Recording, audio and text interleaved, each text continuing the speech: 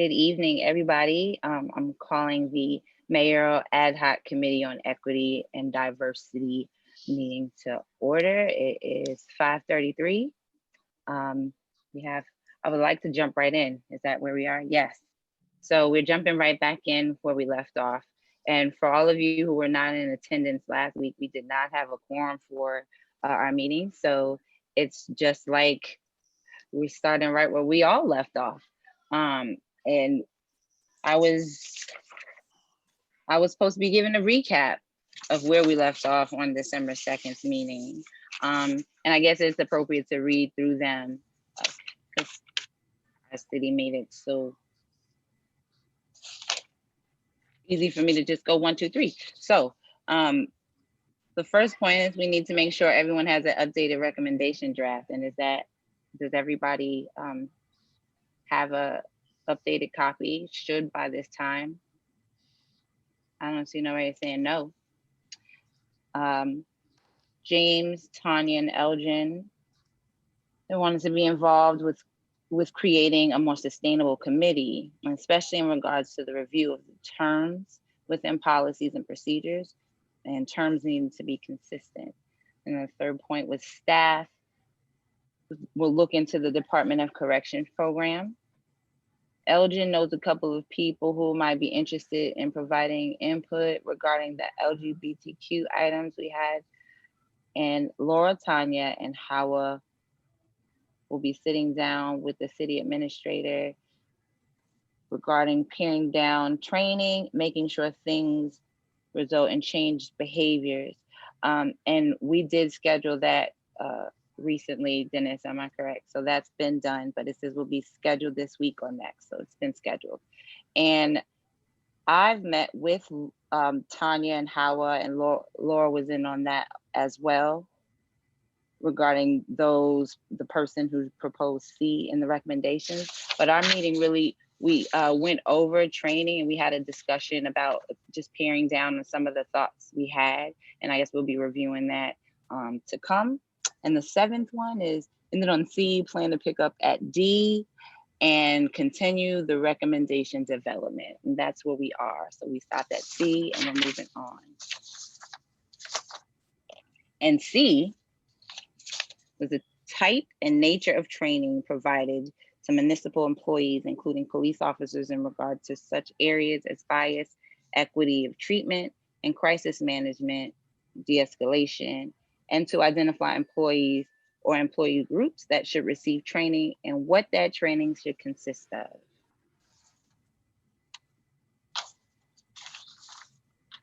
And I believe that would be, so like I said, Tanya and I and Hawa also met to talk about the training, some of the recommendations that we made. We could go over those and discuss those, but I'd like to read those recommendations too, just to add to that conversation. Does that sound okay to everybody? Tanya and Hawa too, because I'm volunteering y'all to, okay. And also, if we could have somebody, Dennis, would you mind reading the recommendations? Because that's one of the pages I did not print out. I have them, but if you have it available. So I'm going to actually ask if Dale could potentially pull those on the shared drive. Do we have those, Dale? Because I do not have, I'm working off a laptop and I just don't have the multiple screens to pull it up at this point. As I looked over, I noticed that the dim lighting as opposed to his office lighting over there. So it was just a pick. I'm left-handed. You're my left, so. And do we know how long Elgin can stay with us? Thank you, Mayor. Yeah. Jump on it, Elgin, if you. Is it a long list? I'm just curious. I want to say no. However, we're gonna wait to see if that's accurate. I don't think so though. Okay. But I'm wondering if we all actually do have the latest version. I'm not 100% sure. I'm gonna go with a hard no. I'm gonna go with probably, I don't think, I know myself and Noel, I don't think that we do.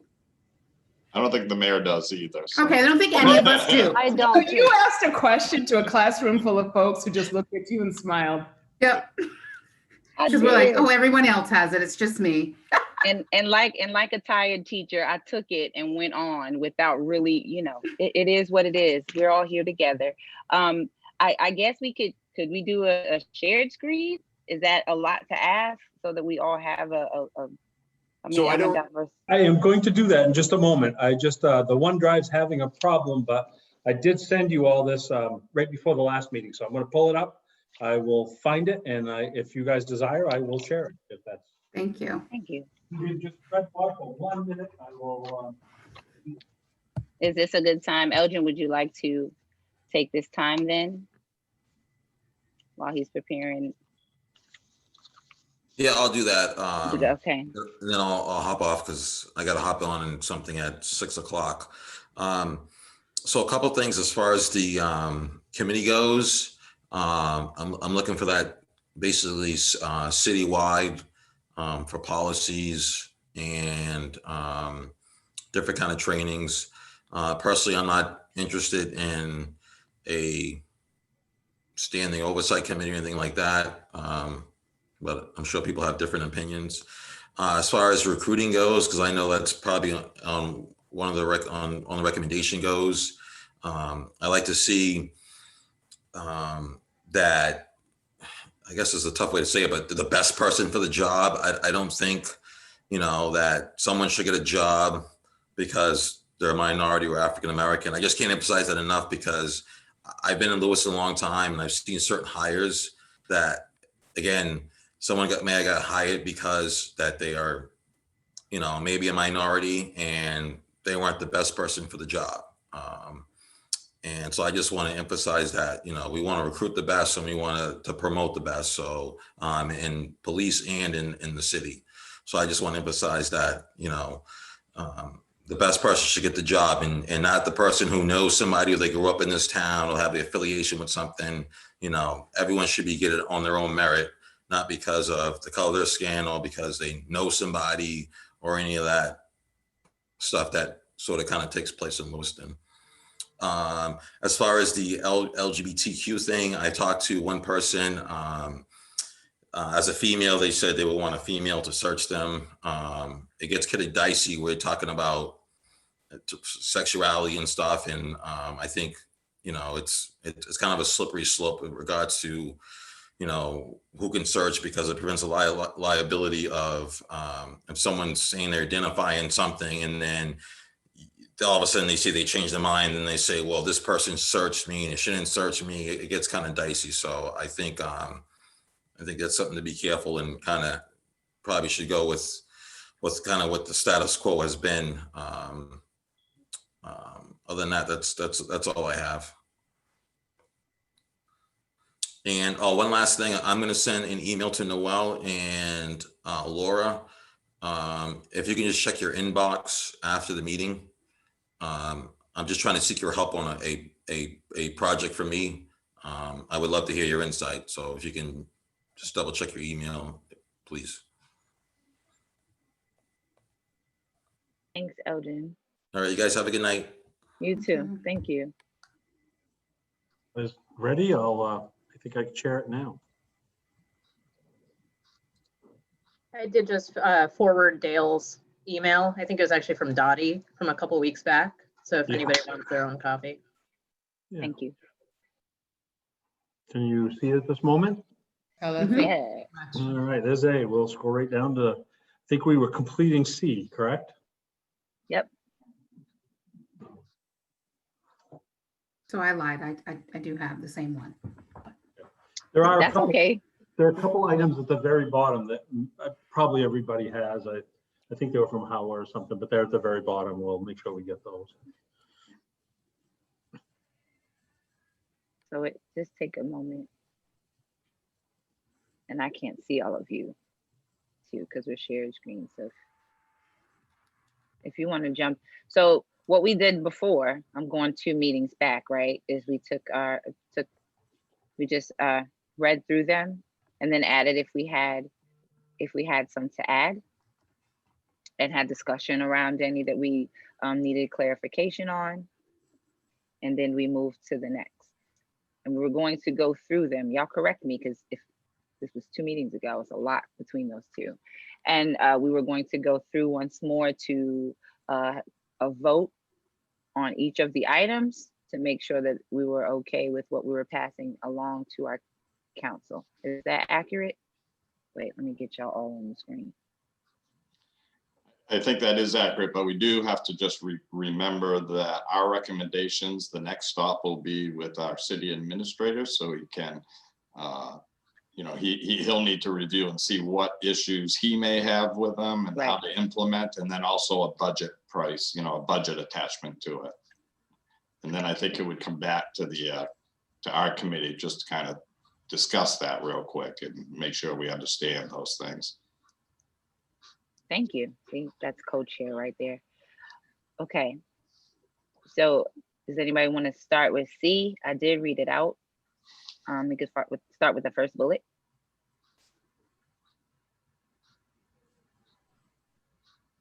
Are you sure you're asking folks to read that out loud?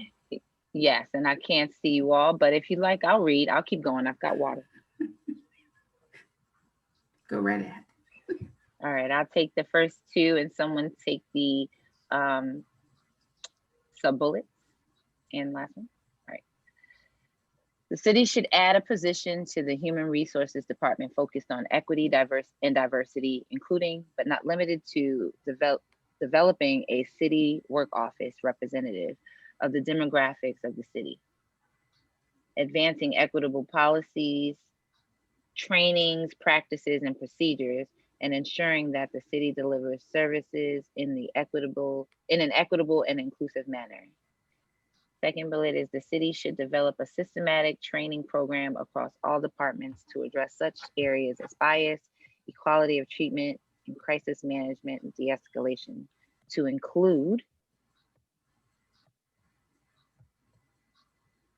Who wants to take it away? Thank you, Tanya. Sure, I don't think anybody's going to offer. A review of current training programs and trainers involved to identify possible biases and limitations. Plan to diversify trainers, including seeking those who work outside of Maine to broaden available perspectives. Initial and new hire trainings, as well as ongoing required trainings for all city employees, with additional specific training based on job duties. Conducting diagnostic assessment of staff across all departments, including the Lewiston Police Department, to gauge implicit bias levels to help inform individual training needs. Conducting post-training assessments to measure understanding and improvement. Do you want me to read that last bullet? I can. I took a sip of water. Regarding training of police officers, the department needs less trainings, not more. A theme that was present throughout all of the presentations was the sheer multitude of efforts taking place. Whether it was trainings, outreach, or recruitment, there were lists yay long presenting a myriad of efforts within each category. A lot of energy invested with, unfortunately, what seems to be not always the best results. More is not necessarily better. It is worth revamping the training system as much as it is possible to do so. To 1, focus efforts on key goals and directions. 2, delve more deeply into topic focuses, which more often creates tangible results than momentary introductions. And 3, invest in assessment modules that take place throughout the year rather than simply upon recruitment.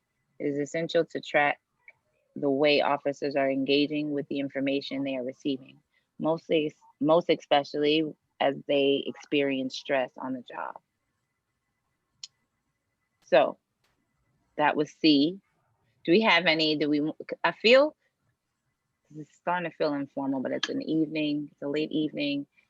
Forgive me if I'm tripping over words or anything like that, but I feel like this is some that we should spin into the conversation that we had with Hawa and Tanya, because a lot of the, in the chief's absence, a lot of conversation and questions came up about that, but it sounds like a lot of the things we talked about are included in these bullets and points.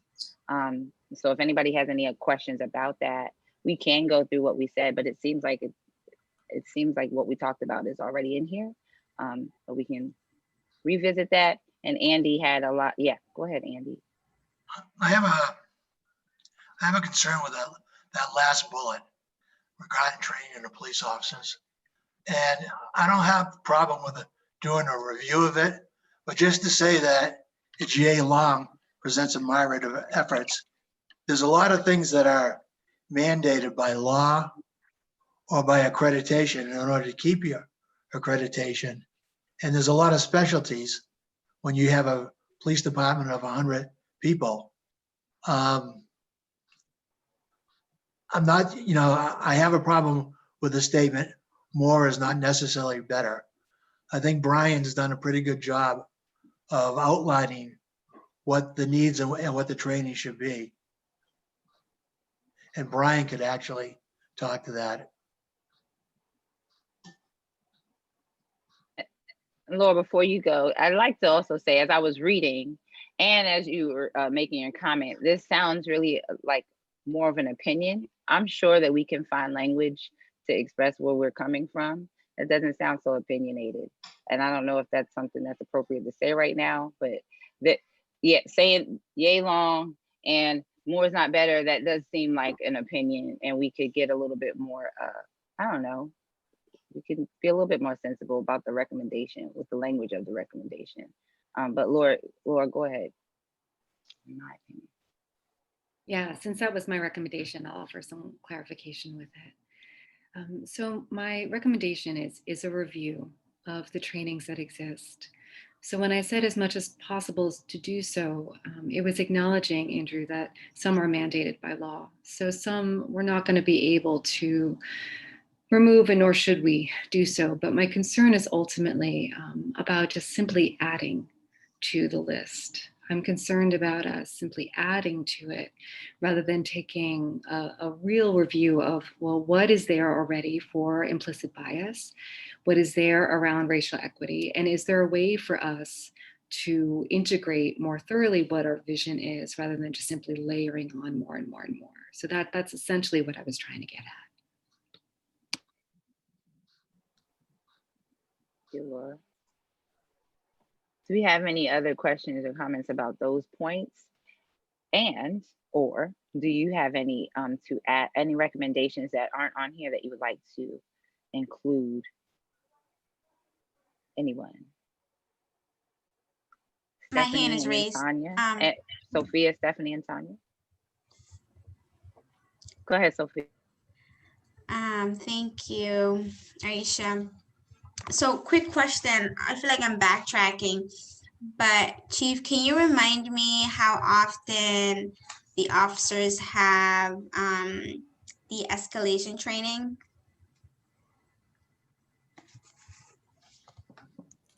So when you say de-escalation training, do you mean the crisis intervention training? Yeah. The CIT training? They would get the initial training with that. And that's really it. I mean, they get a lot of hands-on on the street. But I know I've been working with NAMI in terms of, I just sent another, I think it was 3 officers. And she does a kind of exit interview, a poll with the officers that go, and they talk about wanting to have more hands-on. So I believe she's working on getting, not that they have to go through the whole program again, but do another certification with it. So initially for the CIT training, they get the training at the police academy, and then we do the 40-hour follow-up once they've been on the road for a little while. And that's really been it in terms of that. I mean, there's a review of our policies, but to actual go to the training, it's usually that one block of 40 hours, and then they're on the street and on their own. Okay. I bring that up because when I went to see the community college, I forgot who was doing the training for us, but he really yes. One thing that I really learned from that was how important yearly de-escalation training is and how often we should be providing it to officers. So that would be I don't know, an area that we can do more often on a yearly basis rather than just from the beginning. So that's what I would say on that one. I was looking at C, and I feel like we should prioritize some things because I don't think everything may not come, even if everything does come in front of the council, then they may not all be approved by the council. So I don't know how the group would feel prioritizing some things over other. For example, I definitely like one hiring for that position for equity and diversity. That's all. Thank you. Could I just clarify, Sophia, do you mean the human resource position? Is that what? Yeah, okay, thank you.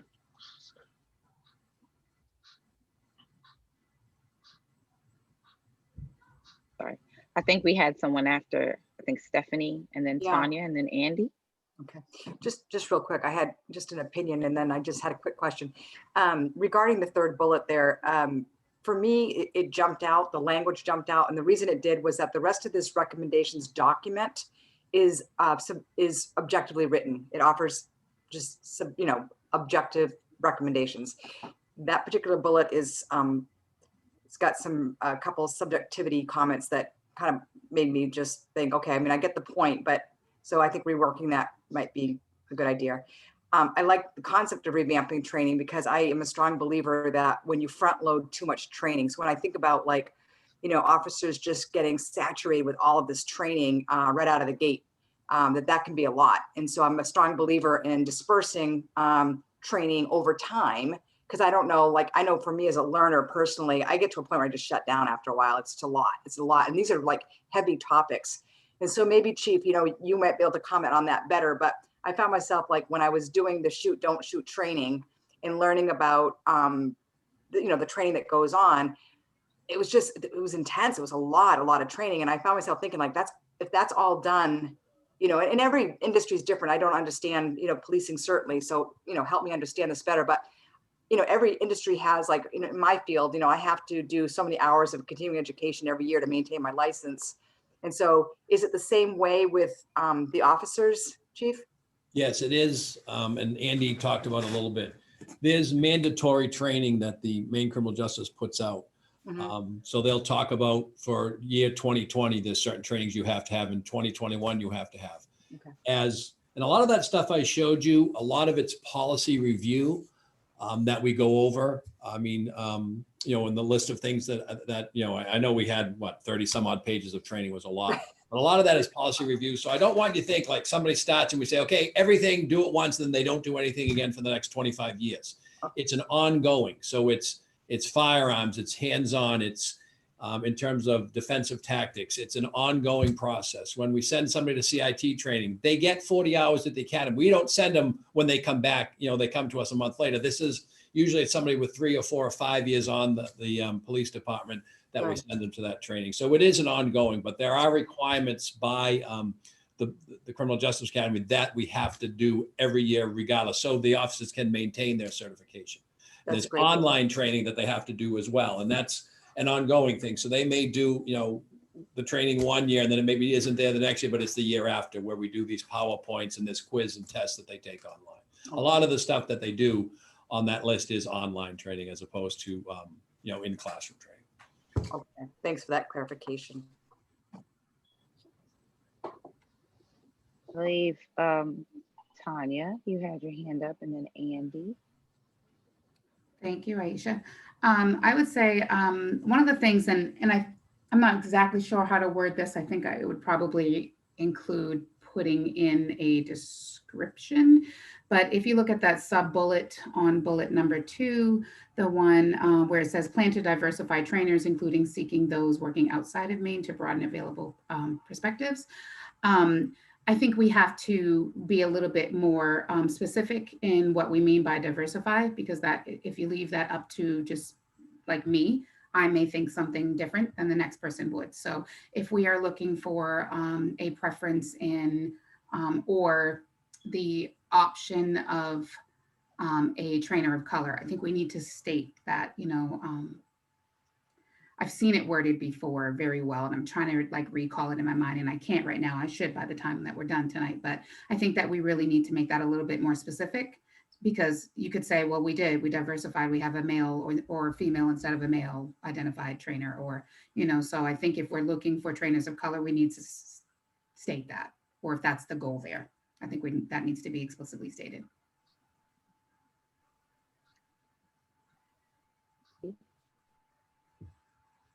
You had your hand up, sir.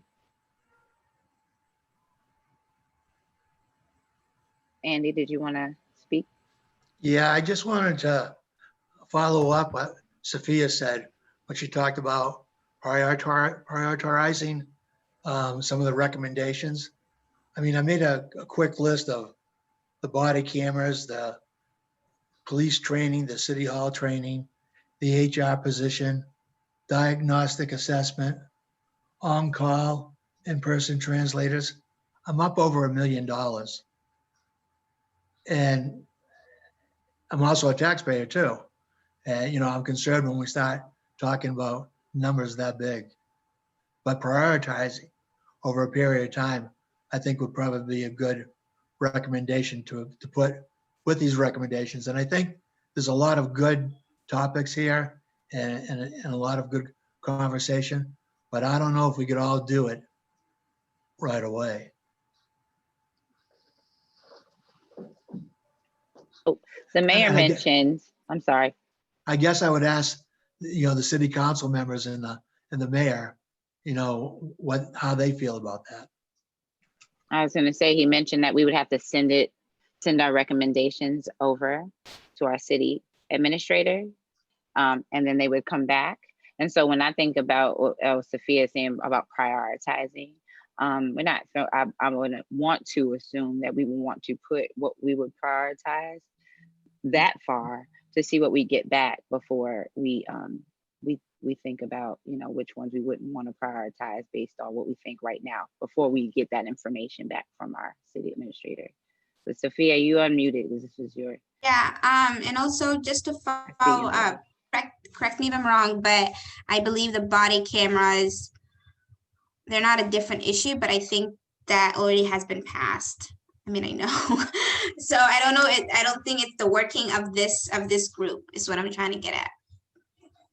Yeah, that's why I said we shouldn't. I mean, respectfully, we shouldn't be constrained by what we think finance. That's not our job. That's not this part. I know we're considering it, but it just doesn't seem like that's this part of the game. Noel, I saw your hand, and I think I'm missing somebody else, so please jump in. For me, a helpful piece of these conversations when folks start talking about dollars and start centering conversations about taxpayer dollars, and we could have really long conversations about the coded language there, is to talk about the bottom line. So if folks are concerned about what we're spending on getting our police force where it needs to be and our city employees, we might also then want to talk about how much a wrongful death suit against the police department costs. And if that is something we would like to avoid, 1, 5, 10 of those, these are the things that we have identified that we need to do, right? So resources up front save us money at the end of the day. This is speaking directly to the bottom line, the financial bottom line of the city. And I think that we want to be careful about how we're positioning tax dollars in that conversation, because it has a necessarily exclusionary tonality to it. You know, I pay taxes, you don't pay taxes kind of thing. And so we wouldn't want to do that as we're building these new relationships moving forward. But I do think there's a financial argument for doing this work and for spending that money up front that our council people should see just as much as they should see numbers and arguments against spending that money. Thanks, Noel. Go ahead, Andy. And I agree with Noel. That's why I say prioritize, because some things are more important. And I agree that if you show that there's a deficiency in training or another aspect and something happens, then you have liability issues. So wouldn't those go to the top of the list?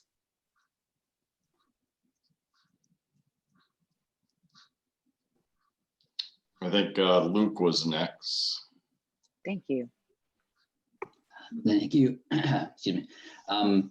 Just thinking about it in terms of the committee, it kind of seems like we could go in two directions here. One would be for us to come up with all the proposals that we want the council to consider, along with any budgetary items to go along with it, and we would just put it forward and then hope as much of it could get through as possible. And I guess we'd run the risk of the council maybe cutting some things that we wouldn't necessarily have a say in at the time.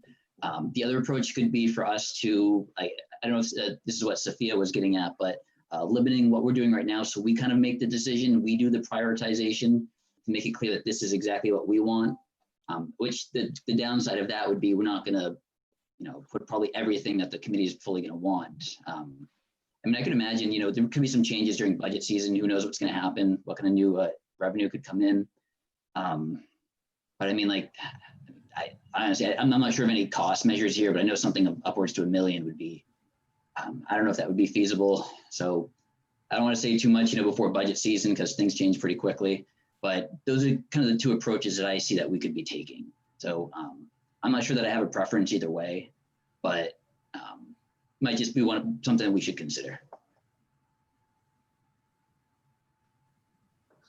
Thanks, Luke. Can I jump in if you don't mind? So Noelle, I definitely heard what you said. I really struggle with it though, because as elected officials, we absolutely have to think, we have to do what's best for our community always, but we always have to pay attention to taxpayer dollars.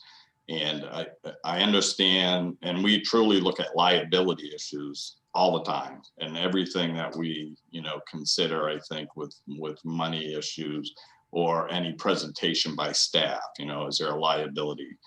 But I think I'll reinforce what Luke just said, that, this committee is going to make all sorts of recommendations to the council. Nobody should have an expectation that every recommendation will be supported immediately. And some things may be pushed down the road because of budget issues. But even our committee has to be reasonable in our approach when it comes to price tags of things.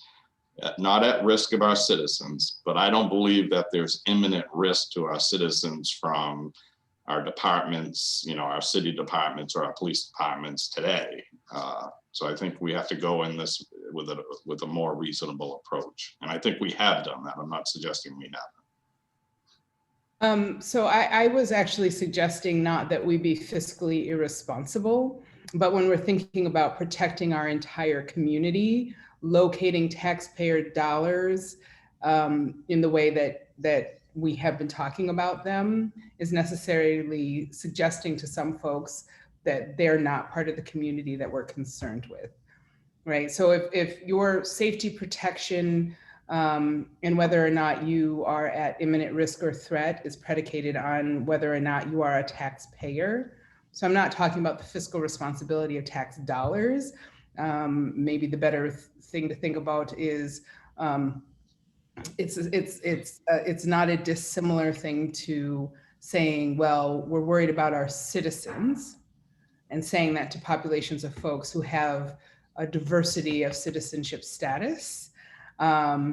If we say we're worried about the safety of our taxpayers or the interests of our taxpayers to a population of folks who are from a diversity of relationships with whether or not they pay taxes or that they are in a tax bracket that benefits the city at this time, I think you can generate a sense that that we are not necessarily centering the folks who are most threatened if we don't get this right. And I would lovingly and respectfully push back a little bit on the imminent threat piece. I just don't think that national data in places that have never seen deaths by police forces and who are now seeing violence and death by police forces would have ever said that they were at risk for imminent threat. So I think we should continue doing the good work that we have been doing. But I don't think that imminent threat is actually outside of possibility. And I think we've had that conversation a bunch of times. No one wants to believe we would have a moment like that, but I think we've had several conversations that suggest the work we're doing is to make sure that we don't. And I would agree with that, but you know, a most recent incident was a person attempting to shoot a police officer. And we still limit our budgets with our police department, knowing that, you know, the job of a police officer is very dangerous, but you know, we still can only hire so many police officers. I mean, there is one, all residents in this community deserve our protection. There's no doubt about that. But there's always a budget issue attached to what one of the poorest communities in the state of Maine can afford. And I think when you look around the state right now about who's doing this work that this committee's doing, we had a large BLM movement, and many communities stood up and said, oh, we're going to do something. And I'm not seeing a whole lot being done at a statewide level, but I am seeing Lewiston really trying our hardest with good folks like you at the table, really trying to set aside the emotions and try to address these issues. And I'm not really trying to disagree with you. I promise you that. I'm trying to find ways areas that I can absolutely agree with you. So, but thank you for everything you share, because I definitely hear you.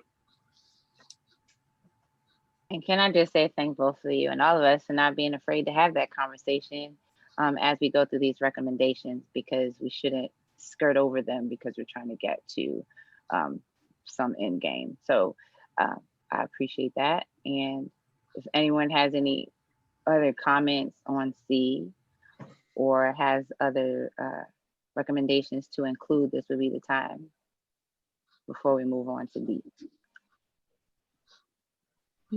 Wait, oh, I can't see all of you. Hold on. All righty. If we're all comfortable with moving on to D, and if someone else is comfortable reading from the screen, because my trifocals are starting to give me a little buzz. Thank you, Stephanie. I'll pick up where you leave off. All right. The recruiting and hiring practices of the city, with special emphasis on those of the police department, and develop recommendations that would assist the city in better reflecting the demographic composition of the community, to include recommendations on improving outreach to elements of the community currently underrepresented in the city workforce. Bullet 1, the City Human Resources Department should monitor and issue an annual public report on diversity in the city's workforce, to also include information on staff promotions and diversity of management or supervisory positions. Bullet 2, regarding recruitment, but perhaps regarding the entire process, we need to address the elephant. There's nothing quite as impersonal as a live feed recording of an ad hoc committee conversation held on Zoom every couple of weeks. But these topics are highly personal. This ad hoc committee came together following the emergence of the BLM movement and the murder of George Floyd. The conversation is about police brutality, and yet we have rarely addressed this. It is this conversation that lies at the heart of recruitment challenges and so much else. It is imperative that we have this conversation with police, with the union, and with community members. There is a healing that needs to take place, and a live feed recording is probably not the best place to do so.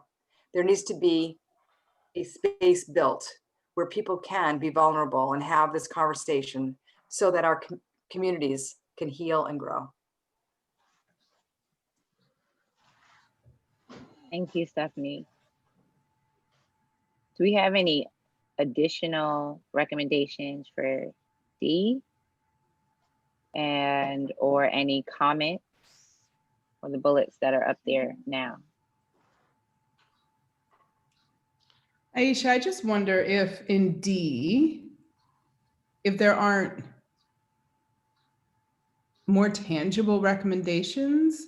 I appreciate the prose that's written there, but it doesn't, I don't know that it would necessarily tell folks, if none of us were in the room, you know, whatever, a year from now, what it is we actually were suggesting that they do. And maybe that's just my hearing of it.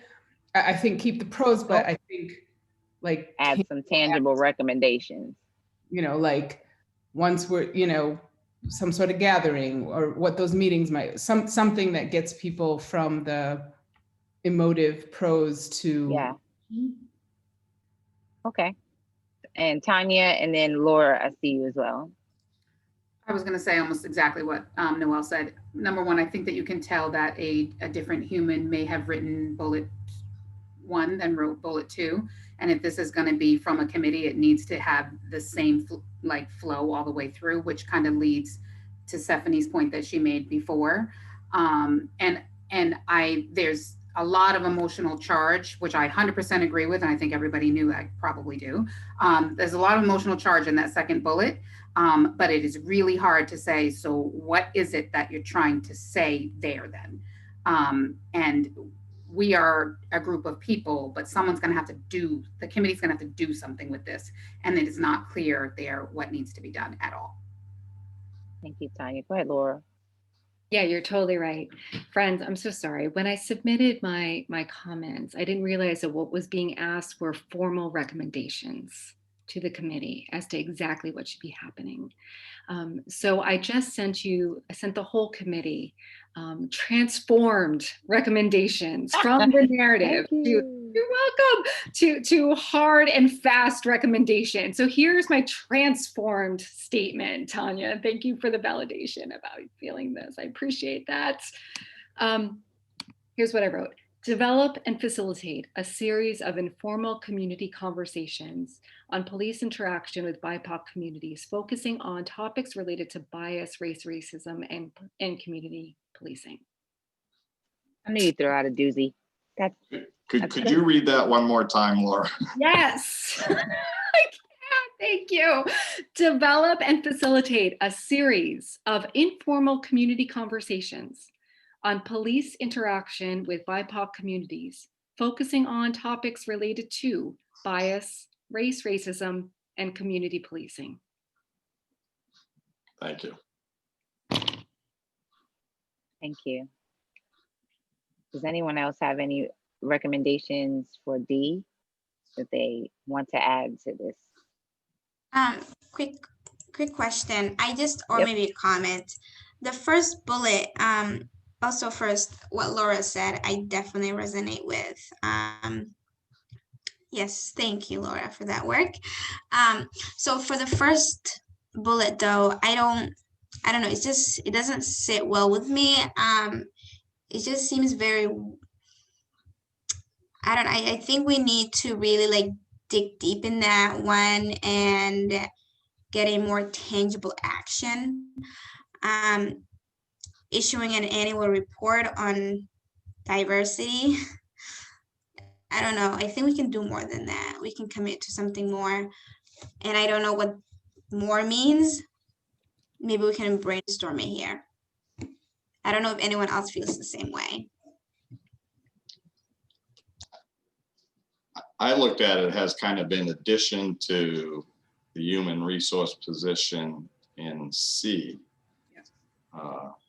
that they would also do a report out to basically administration and the city council potentially on how we're doing. It's kind of like a report card, I think, of the other stuff.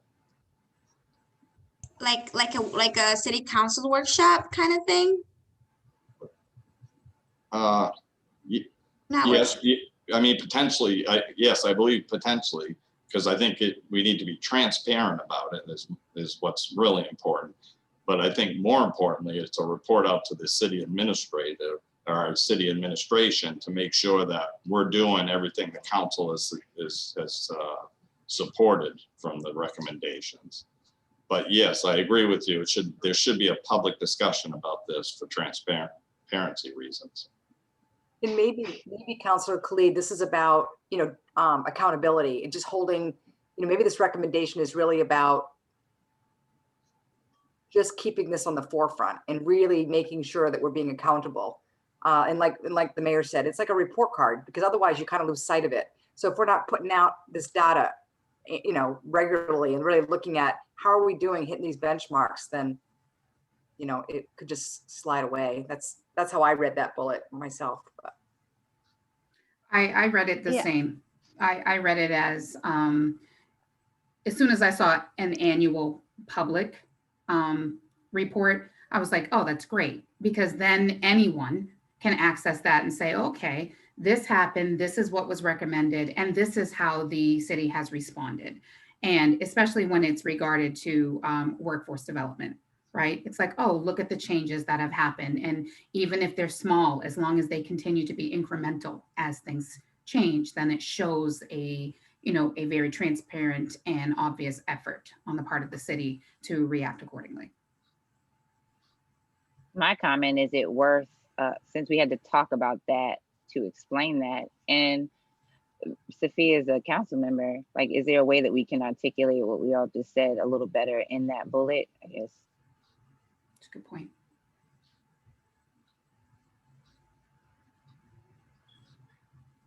Yeah, I was thinking the same thing to what Stephanie and Tanya mentioned about accountability, like going back to our the recommendation, going back to the training that the human resource says they were going to do, going back how many people of color they hire, or are there any work development that's happening? So yeah. Does it complicate things to actually say that this bullet or recommendation in D is tied to the recommendation in C for that position? So that, to clarify, like, we need someone to actually do this work that we're recommending. Can we go back to that C? I think it's in C bullet, Dale, just for a second.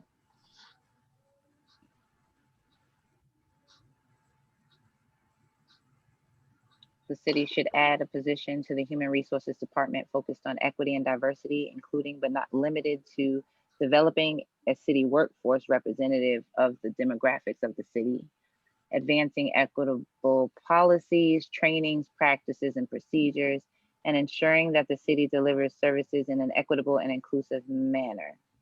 Yeah, that almost looks like it could fit right in that same paragraph. And it would tie into, the transparency and the accountability.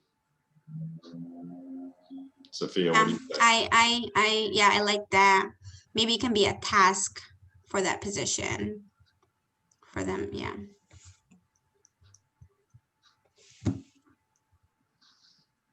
Okay. So do we have any additional recommendations for recruiting? And I can no longer see in hiring practices. Do we have any? I don't know, this is probably just me thinking about this as a body of recommendations and not just D, but these should all lend themselves to each other, because this all should lend itself back to the charge that this committee has to deliver this to the council. So, because if C, we're talking about the nature of training, and then D, we're talking about recruiting and hiring practices, I believe that first bullet would still be in D, because then that says that you did either hire or promote, where C is talking about training. So, I mean, and this is probably just me, like, if it feels better, especially Sophia, you are a councilwoman, so you are going to be able to, if that is delivered to you, it's probably going to make more sense for you to see it, how it's going to be delivered to you. I'm probably just looking at it as if I'm writing it. I still would have kept that first bullet, because those are two different bullets. If not, we need to make it one bullet.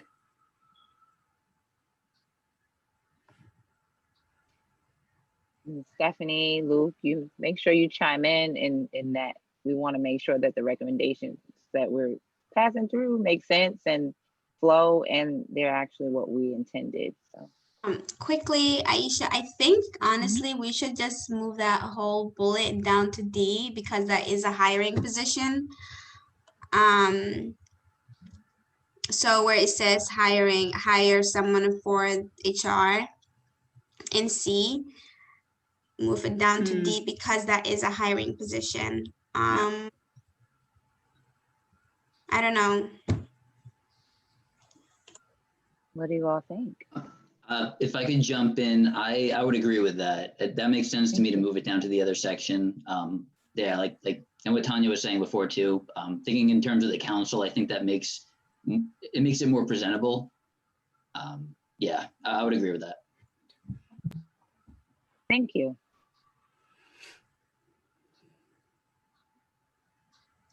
Any more comments? Look at us moving along. Okay. So then we're moving down to that lovely charge of E, develop and present to the city council a plan. Is that what we're doing?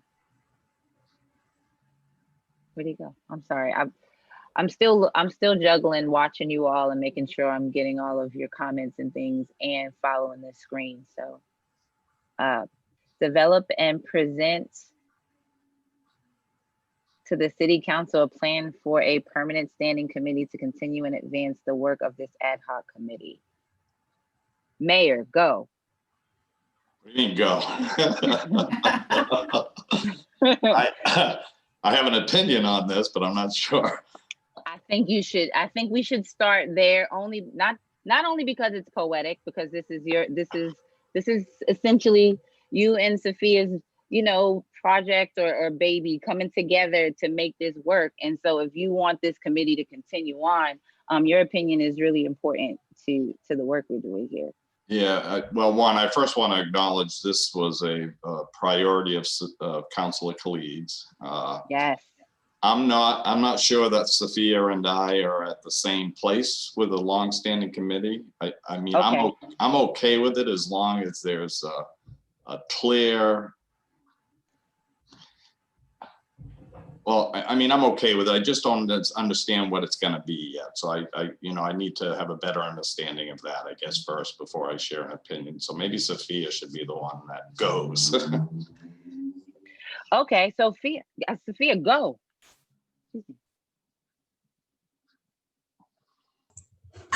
So the initial reason why I created this, I added this action item was I envisioned that this temporary ad hoc committee wasn't gonna be a permanent one, and that we weren't going to accomplish all the tasks. And there's, a lot of things that we need to do as a city, and we can't just do it, especially when it comes to racial equity in Lewiston. We can't do it in the span of a few months. Systemic racism has existed for 400 years, and we cannot just do it again in a few months. So that's the reason why I created this permanent standing committee. Again, another idea that I had was regarding the citizen oversight committee for the police department, but if I want like a tangible, like a good committee that does actual actions, which mean like money will be involved, state laws will be involved. But anyways, I don't know. I'm putting it out to the rest of the committee, this group, to see if we do need a permanent standing committee, however that looks like. Again, I was hoping for an oversight committee, but I think there's more problems that I really did, more laws that I really didn't think about. So yeah, I'm putting it out for everyone's input, really. My opinion after I say this one thing, I'm sorry, I did not see y'all, still struggling with the screens. Noelle and Laura, I see your hand. My opinion, just to follow up with Sophia, we all know that the time that we've committed, we barely chiseled where we would like to go. There were a lot of conversations that we had, and we said, well, we'll pass that on to make sure that work gets done if we have a committee after this one, or if we have a long-standing committee. So there is reason for this to continue. And I think that being consistent in the city, knowing that we have a committee that is involved in on top of the work that we're actually recommending, it makes a difference. So that's my right off the top of my head opinion. Noel, Laura, and then I see my co-chair just took his mic off. So we'll go. So I have a question and then a thought. I see D, but then I see the first bullet in F about a focus group. And so I didn't know if those, I didn't know if those should be this combined or connected. But what I was thinking, and I may have missed it, y'all, and I apologize for that. We had a lot of good and substantive conversations about assessment, about collections of data, and just how that would be so incredibly difficult and unfair to ask the chief and his folks to try and do it, or our city folks to try and do it with all on top of the work and jobs that they already do. And for me, I think I know this is an accountability measure. I think I've heard things from the mayor and the chief that would suggest to me that accountability is not something that they would be shying away from. And I know we have other constituents that we would have to bring on board in that space. But to have a standing committee that actually is doing the work of looking at Lewiston writ large in areas of equity and inclusion and access, certainly it would be race a fair amount of the time. That is how our country functions. But I think there are some other areas that this committee could actually be very supportive in. And I'm thinking accessibility, LGBTQIAP2+, so I think it would be of service to the mayor and the chief and other folks across the governance structure or council folks. But that access and data collection needs to sit somewhere where people have more time to ask the questions and to analyze and to collect. Thank you, Noel. I think Laura, Mayor. Yeah, thank you so much, Noel. I love all conversations around collection of data. I really appreciate that. Absolutely. I'm wondering if there's an opportunity in us talking about establishing the potential of establishing a permanent standing committee. I don't know how many people are aware of the work that the City Spirit process is doing in both Lewiston and Auburn. And so this is a collection of elected city officials, of community members, of different representatives from a whole host of diversity dimensions that have come together for a number of reasons, but most recently about drafting an equity statement for the cities of Lewiston and Auburn. And as I'm looking at one of the statements, one of the things that's said is embracing and promoting diversity, equity, and inclusion as foundational values is a way to both formally acknowledge the detrimental effects of systemic racism, discrimination, and inequality that exists within and between communities, but intentionally committing to a path forward. So this has been part of the process that's already been unfolding within City Spirit. And so I'm wondering if maybe that already exists within this organization. There might be some utility in having a standing committee that is a little bit more formal within the city in and of itself, and that might be the data. It might be the data acquisition. But I'm a big believer in not reinventing the wheel. So I'm just wondering if maybe there's already an opportunity that's there that we can build on and strengthen that out.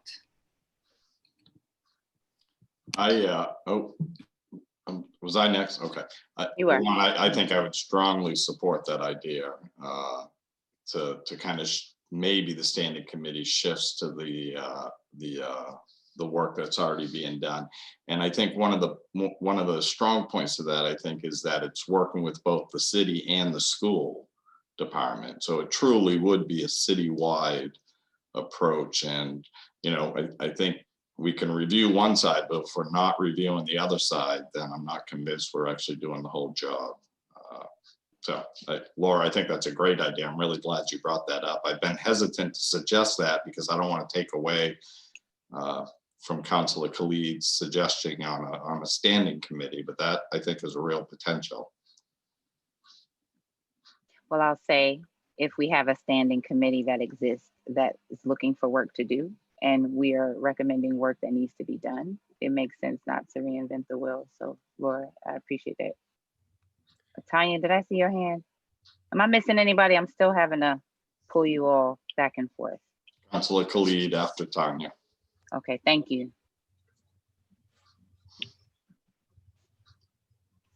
Wait, is Tanya speaking now? Yes, she was muted. I'm sorry, I was muted. I'm probably going to have an unpopular opinion here, and that's okay, because that usually happens in my world. But I would disagree with the idea that we keep what already exists. And I say that for a couple of different reasons. Number one, I do think that part of the reason that we're here is because there are certain members of the community that do not feel included in conversations about the community. And had I not engaged with Laura outside of this committee, I wouldn't even have known that that existed. And I'm born and raised here. I have a huge family and none of them knew about it either. And that's a problem. Okay, that's a huge problem. I have a son that's a school teacher and a coach, myself, and I have kids that are all through the school system, and I had no idea that that was happening.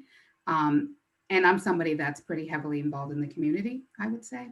So that's one of the reasons. And then I think the second reason is, we are trying to improve the relationship between communities of color and the city and Lewiston Police Department, as well as all communities. But let's be honest, the communities of color and the city and the police department haven't had a very good relationship, in my opinion.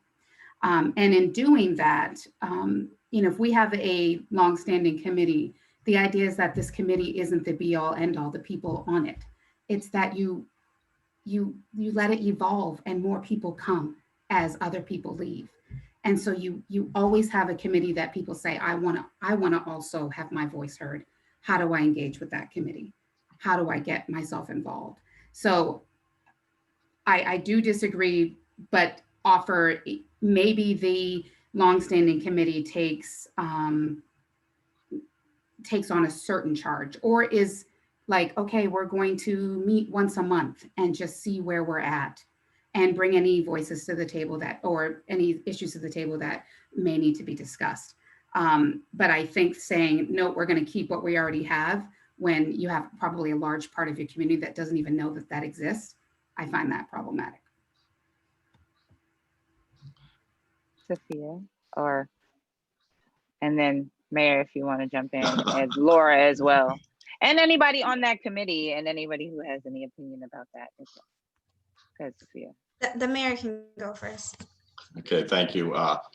So I'm not, and Laura really has done a lot of work lately, but I'll just share this. This is the Spirit Committee is a newer committee. And I think part of the process of developing the equity statement is going to be a lot of public outreach. So I think you're looking at this, that this has been a long-standing committee. It isn't. It was created after the shooting in the park, but then it evolved recently within the past 6 months, I think, maybe a little bit longer, to take on a challenge to create an equity statement. And they're just in the beginning phases. Well, Laura, I'll let you explain how far they're into it, but the next steps, I think, are public input and engaging the public. I'm happy to jump in. Sophia, did you want to jump in first? Okay. Yeah, Tanya, I so hear you, absolutely. And that's something that we've really identified in our group, that we have done a lot to try to reach out individually with people, which is so hard during COVID and everything being online. It's been really, really challenging to reach out in this sort of virtual space. And so we've been working on the last month and a half, a massive community-based outreach effort that will be launching in January. So that's our hope, to really, so we've been working closely with a community organization known as The Corner, to try to bring in people's stories and to reach people we're not reaching, and to get more involvement and more, more people to come in and rotate in exactly what you just described. So our hope and our intention is to really launch in January so that we can correct, Tanya, the thing that you're pointing out.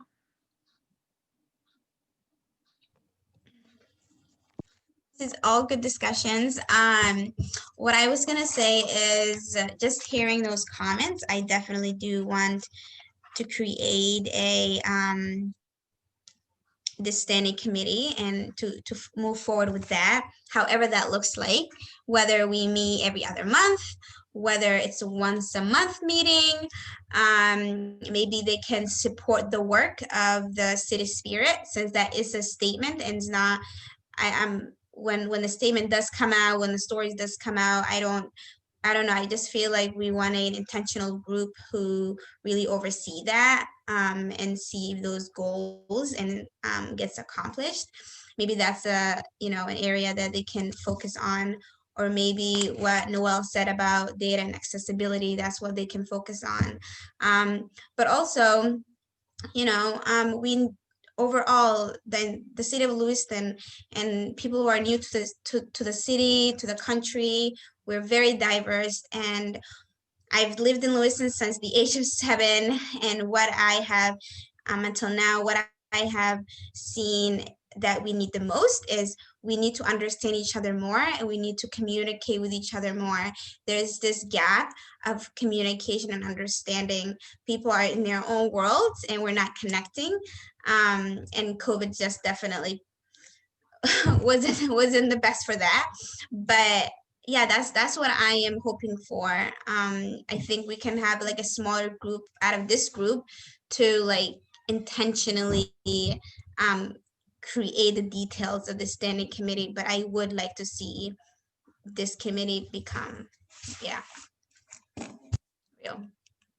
And I just want to quickly add the spirit and good points, Sophia, but I more just want to, make sure we acknowledge that the spirit is here because our chief of police recognized that there were some racial tensions happening, and he reached out with, I think, partners in our community from the Muslim community to the DOJ, and that's how this, I think, all started. So kudos to him for that, and for the members on the Spirit Committee right now. They've done a ton of work.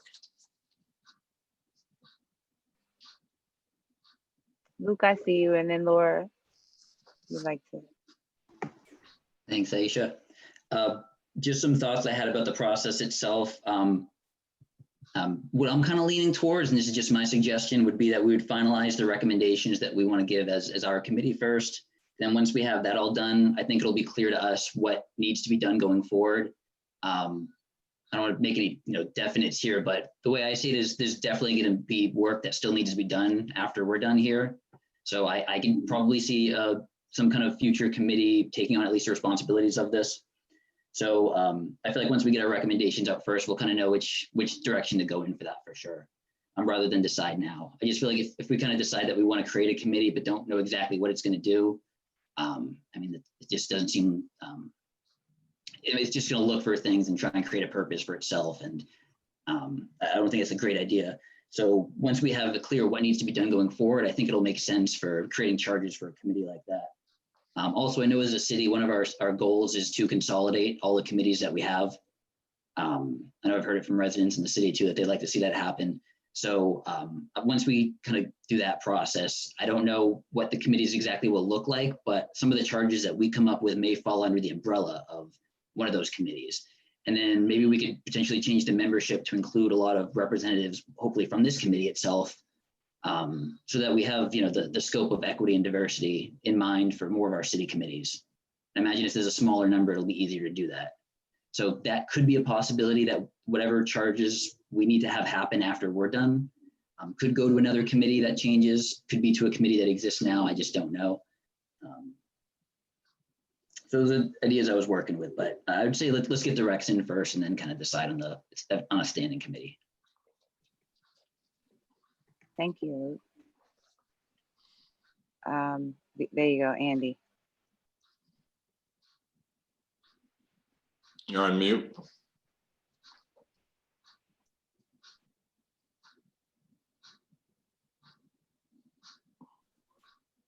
A couple observations.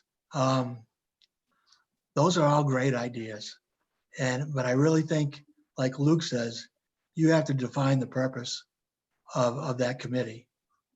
Just to tell you a story, when I was on the police department, we came up with the community policing concept. And we sent out things, we had a lot of interest. Our first meeting, we had 300 people attend. And then we broke them out into groups, and we were gonna have monthly meetings to kind of sit down and address where we were. 6 months later, it was dead because we didn't have enough work for them. If they don't have a task to undertake, it just kind of fizzles.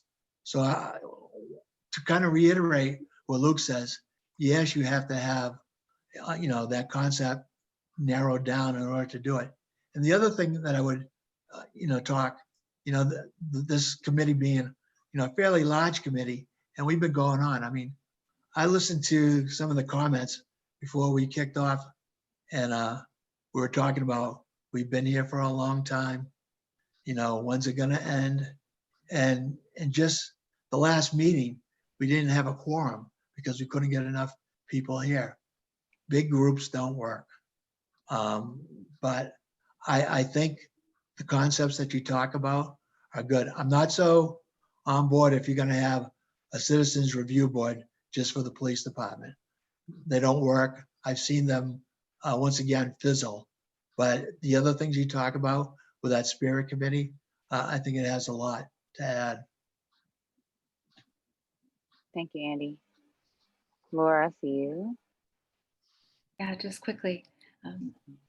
Thank you, everybody. I'm loving what I'm hearing. And Andrew, I totally agree with you about you need to define the purpose. And I think that echoes what Councillor Jensen was saying. I think there's a lot of potential here. Councillor Khalid, and I agree with you as well.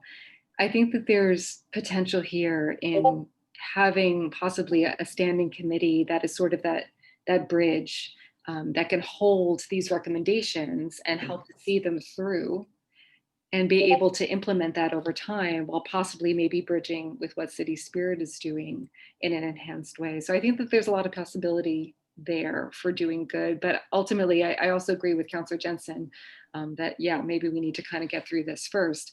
And then once we're getting through it, we can really define the purpose and then see what we think about all of that. I guess synthesizing the three voices that I heard right before me. Mm-hmm. Okay, Andy. Just to finish that last part on the community policing, once we realized that, we couldn't sustain the large groups, we sent our supervisors to sit on everybody else's board throughout the city and, get the information and then also tell them, what we'd be willing to do and working with them. And that seemed to work for us. Thank you. And I'll mention, because I'm looking at a few folks that, obviously, Chief O'Malley, that are on that committee. And I'll make the comment that I'm on that committee as well as doing this. And so it's not we don't want to do it anymore, or we're not, it's more of maybe we can rotate some of this work. Maybe we can find a better way to do this. And so not reinventing the wheel, yes. But not just saying, hey, those folks that, decided together that they were going to create a committee. I know that can be a sense from others too, that that committee or that spirit council was formed without anybody else being included. We've been talking a lot about being included versus feeling like you belong. And that's very important when we're talking about this work and forming these groups or these teams or these committees and councils to do this work. And so I'm just honoring all of the comments that we made. And if we could find a way to not just skirt this and say that we'll find work we'll form that committee as work is defined, but just holding that space, because I think that's what's most important. That if it's whether it's quarterly or it's monthly. It seems like it seems like a lot to hear it from me personally, because like all of us, we're doing a lot of different things. But just knowing that this space is being held is very important to our community. And I think it's important to the work that we're doing to know that regardless of how we make it happen, that this space isn't going to disappear, or that it's not going to be skirted, or, it's not going to die, like Andy said, because we didn't set it up to, to hold the space. So does anybody else have anything to say before we open up? Oh, wait, y'all, these last comments, what are we the last recommendations, which I don't want to, can we have someone read those out and then maybe open up to the community?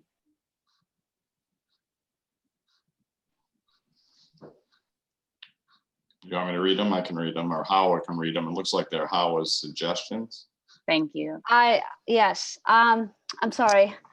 I was just writing a bullet point of things as I was observing Chief O'Malley or anybody who's in HR when they were presenting. No, I mean city administration when they were presenting. So I just come up, bullet points of that. When I look at it, my bullet points, it can all fit in all the recommendation that we talked about before. And we just, I don't know if anybody have thoughts, feel free to criticize or give it a feedback. I'm okay. No criticism, but I was thinking that same thing, that some of those, it looked like they could fit into some of the under the other recommendations as well. And I will share with you, and maybe Dennis or Dale, we can make sure the committee gets the recent police plan that was presented to the council. The chief really touched on every one of those. I'm almost certain, maybe not the community engagement, but I think everything else was touched on the new 2021 police or public safety plan. I don't think we have time to go into that now, but maybe we could start the next meeting with the chief kind of giving a run through of that plan if the committee would like. I don't think it would take long. Mayor, and if I can just jump in, I actually would encourage the committee to just watch the presentation last night on our YouTube channel. That would be a good start if they want to get I think it was about 30 minutes or so with dialogue from the council, and that was a great discussion, and the chief did his presentation. Been doing a lot of presenting lately, and he had to, did that there. And I thought, I think it's a great suggestion from the mayor for this committee to, review that. And I would just suggest right on our YouTube channel, you'd be able to find it. And he's the first item on the workshop. So 6 o'clock, you go right on there. He's right there. Thank you. And we'll get that emailed out to them, to the committee. Okay, good. Thank you.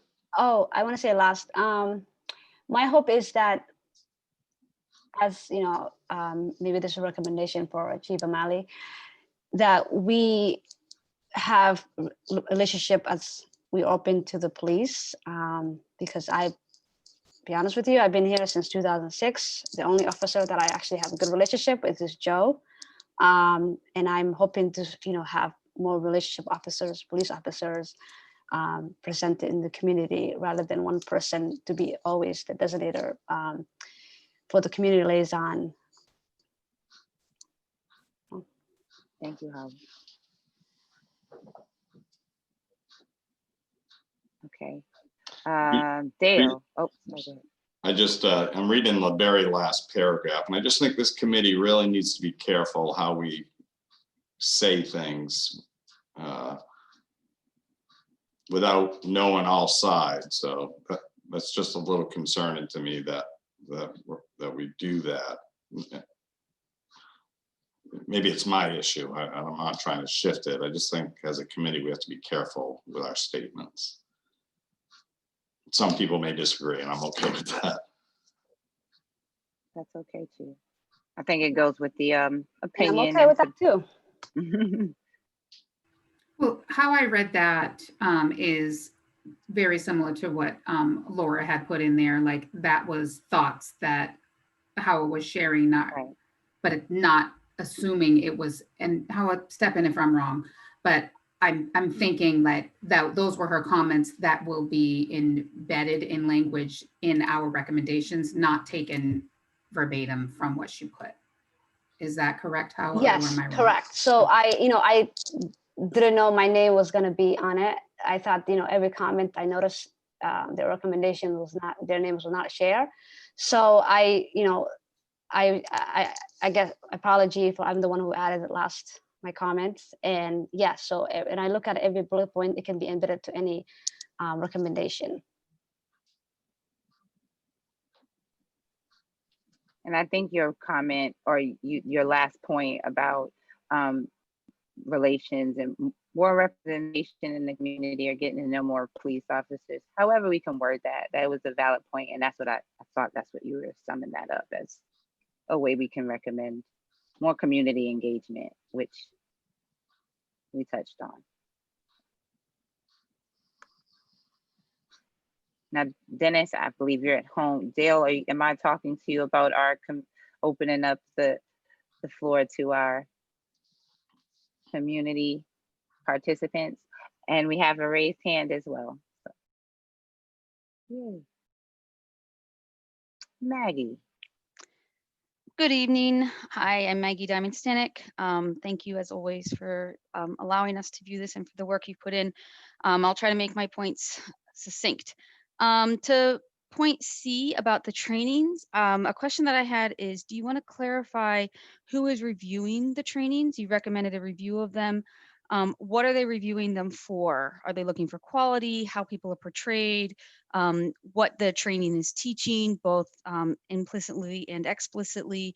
What is the expertise of the person doing the reviewing of the trainings? And I would just respectfully enter that it's always good to have an outside perspective. And I'm thinking back a little bit to I want to almost say infamous video that Chief O'Malley shared. And there was such, strong reactions to it that were very unexpected. And I think Chief O'Malley's reaction was like, wow, I didn't even see these things. And to be honest, I didn't see a lot of the problems with the videos the first time I watched it either. And so that suggests to me that having someone, depending on what you want the purpose of the review of the trainings to be, having somebody with different expertises might be beneficial. On bullet point 3, I want to offer my support for Laura's rewritten recommendation for just community dialogue. I think that it seems like, if I could, there's still two kind of camps of people, those who think there's a problem in Lewiston and those who think that this committee was formed in response to national problems that don't actually affect Lewiston. And then there are obviously some people who are in the middle of that. I think listening to having everybody sit down and listen and talk to each other is the way to bridge that divide. I learned an awful lot about the perspective of the police from sitting and listening to this. I think that the police in the city could learn a lot about the perspective of people whose voices just often aren't heard. And that would go towards making the whole community stronger and better. And including benefiting the police and helping them be safer if they are within a community that trusts them. But I think the first thing is, you always have to admit or acknowledge there's a problem. And if we're not acknowledging there's a problem because we don't see the problem, how can we fix that problem? And so I suggest that the first thing is to see the problem. And the way to do that is to talk to the people who have a problem.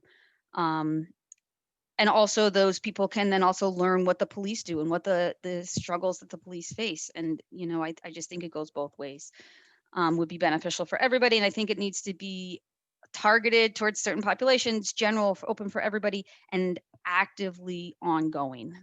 And then my last point is on point E about the standing committee. I thought that Luke and Andy actually both kind of pointed to a similar suggestion, which is to have representatives whose goal is to focus on EDI on all of the various committees throughout town. And that strikes me as potentially important because EDI shouldn't just be its own separate thing. It should be part of everything. Like when you're in the water district, you should be making sure that whatever happens with water is equitable, so it should be have a voice in everything.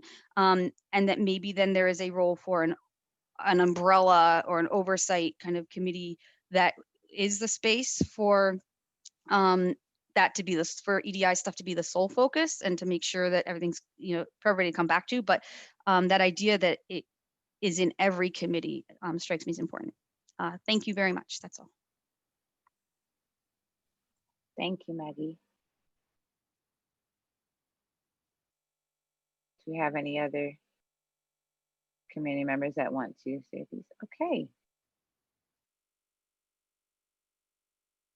All right, so our next steps would be then to prepare for the next meeting, which is needed.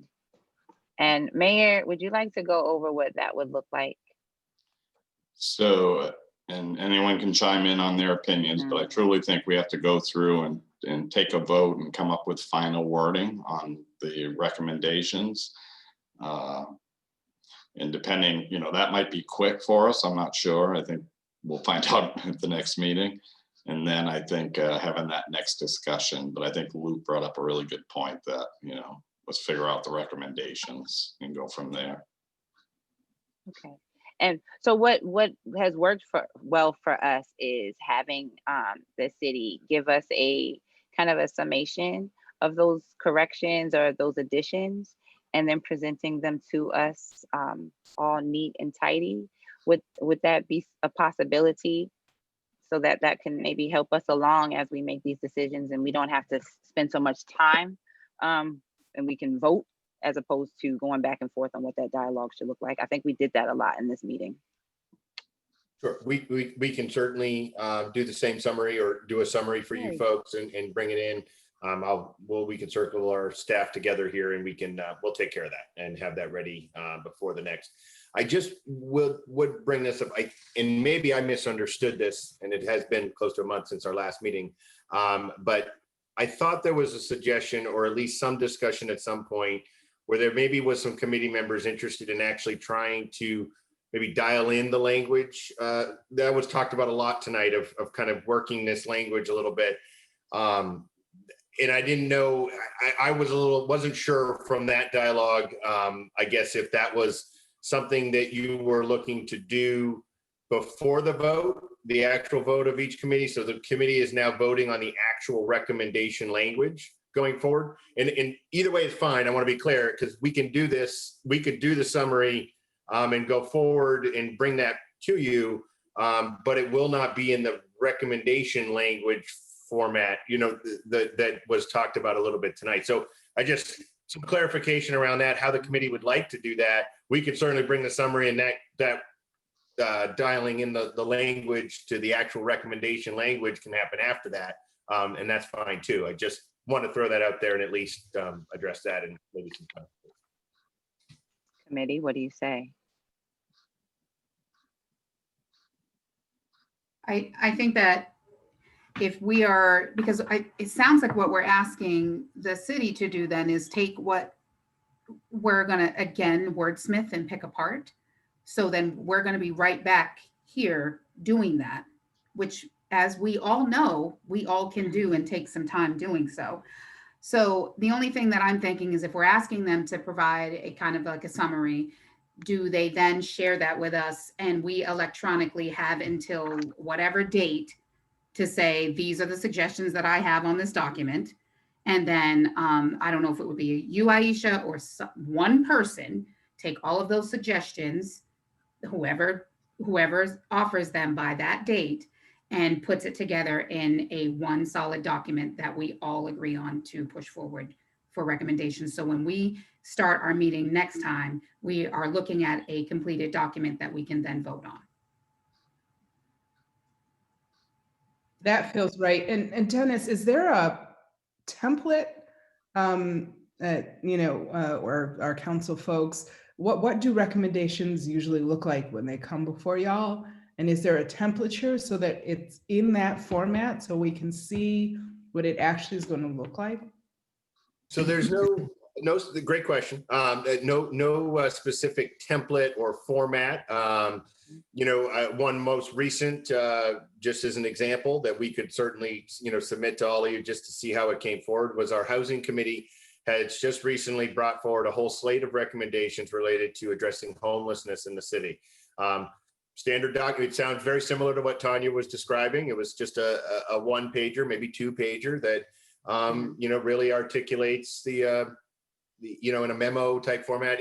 I don't think there's any specific, but we could share it as part of the summary, just to say, here's an example of what was submitted.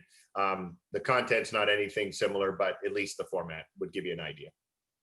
And I like the idea of working on that one document, but it did not seem to work out well for us the last time. And so, like we said at the beginning of this, I want to make sure that everyone will have access and will be able to sign on and tune into that document and actually do what we're, you know, what we're saying we want to do. So committee, to make sure, like, so we'll be on the OneDrive.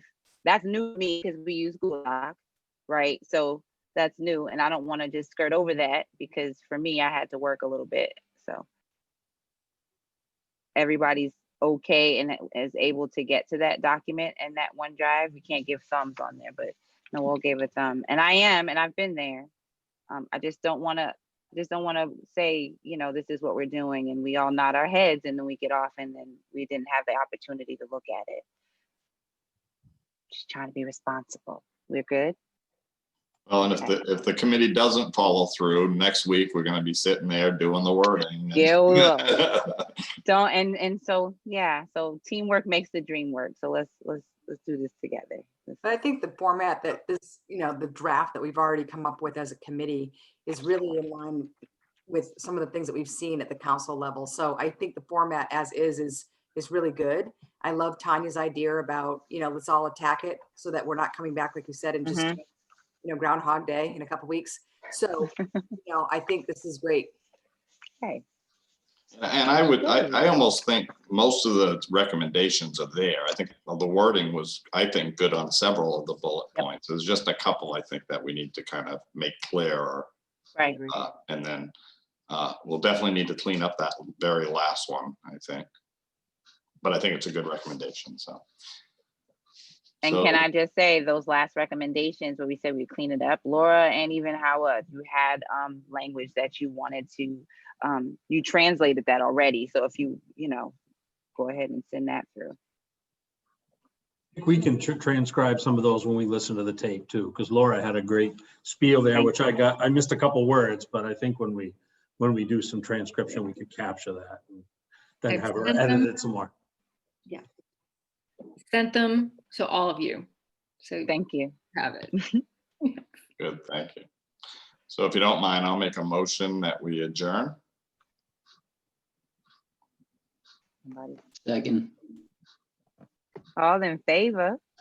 Aye. Thank you. See you next time. Thank you, everybody.